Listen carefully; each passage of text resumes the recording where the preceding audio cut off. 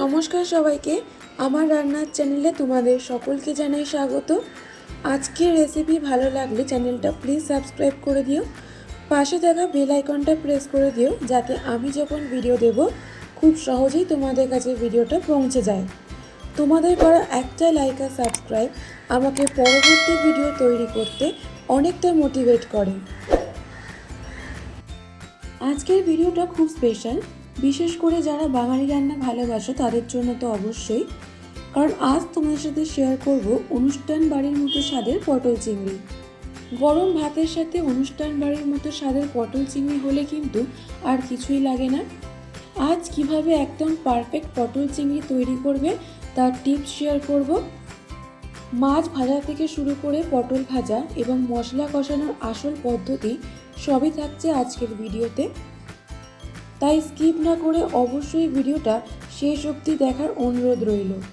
তাহলে চলো দেরি না করে শুরু করা যাক আজকের রেসিপি পটল চিংড়ি।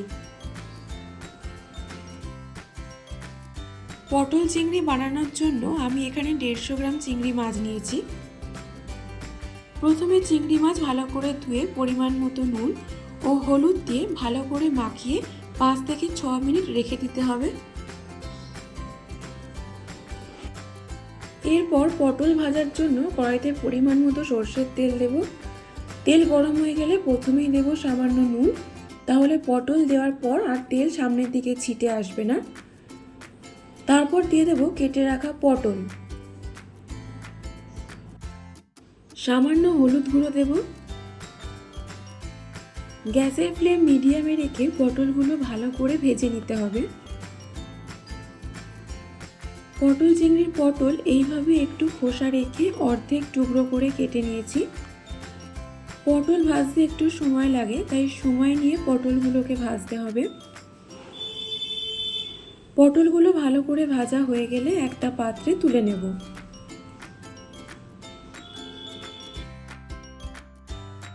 ওই তেলেই দিয়ে দেব টুকরো করে কেটে রাখা আলুগুলো। আলু ভাজার সময় দিয়ে দেব সামান্য হলুদ ও স্বাদ মতো নুন। গ্যাসের ফ্লেম মিডিয়াম টু হাইতে রেখে আলুগুলোকে ভালো করে ভেজে নেব। নুন ও হলুদ দিয়ে যদি আলু ভাজা হয় তাহলে আলুর রঙটাও সুন্দর হয় এবং নুন আলুর মধ্যে ঢুকে যায় এবং আলু তাড়াতাড়ি সেদ্ধ হয়ে যায়। আলুগুলো ভালো করে ভাজা হয়ে গেলে একটা পাত্রে তুলে নেব।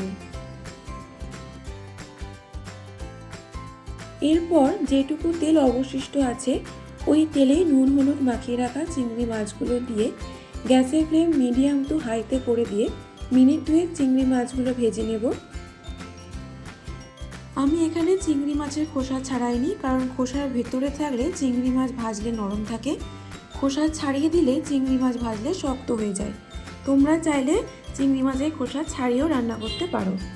চিংড়ি মাছ খুব বেশি সময় ধরে ভাজার দরকার নেই। চিংড়ি মাছগুলো ভাজা হয়ে গেলে একটা পাত্রে তুলে নেব। ওই মাছ ভাজা তেলে আবারও কিছুটা পরিমাণ তেল দিয়ে দেব। তেল গরম হয়ে গেলে তার মধ্যে ফোড়নে দেব তেজপাতা, শুকনো লঙ্কা, দারচিনি, লবঙ্গ, এলাচ, গোটা জিরে। হালকা নাড়াচাড়া করে ফোড়ন থেকে সুন্দর গন্ধ বেরোনো শুরু হলে তার মধ্যে দিয়ে দেব পেঁয়াজ কুচি। 2 থেকে 3 মিনিট মিডিয়াম ফ্লেমে পেঁয়াজ ভালো করে ভাজতে হবে যাতে পেঁয়াজে লালচে রং আসে। পেঁয়াজ কুচি হালকা ভাজা ভাজা হয়ে গেলে তার মধ্যে দেব পেঁয়াজ বাটা। আবারও কিছুক্ষণ নাড়াচাড়া করে তার মধ্যে দেব টমেটো কুচি। টমেটো যতক্ষণ না নরম হয়ে যায় ততক্ষণ নাড়াচাড়া করতে হবে।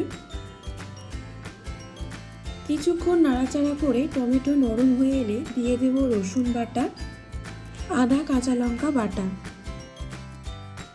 যতক্ষণ না আদা রসুনের কাঁচা গন্ধ চলে যায় ততক্ষণ পেঁয়াজের সাথে আদা রসুন ভালো করে কষাতে হবে। মিডিয়াম ফ্লেমে 2 থেকে 3 মিনিট আদা রসুন কষানো হয়ে গেলে তার মধ্যে দেব হলুদ গুঁড়ো, কাশ্মীরি রেড চিলি পাউডার, জিরে গুঁড়ো, ধনে গুঁড়ো।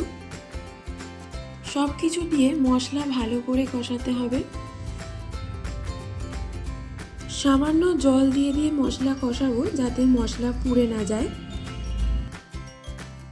যত ভালো করে মশলা কষাবে রান্নার স্বাদ তত ভালো হবে। মিডিয়াম ফ্লেমে 2 থেকে 3 মিনিট মশলা ভালো করে কষিয়ে নেব। সামান্য চিনি দেব, এটা অপশনাল, তোমরা দিতেও পারো নাও পারো, তবে চিনি দিলে রান্নার স্বাদের সুন্দর ব্যালেন্স হয়। মশলা থেকে তেল ছেড়ে এলে তার মধ্যে দেব ভেজে রাখা আলু ও পটল।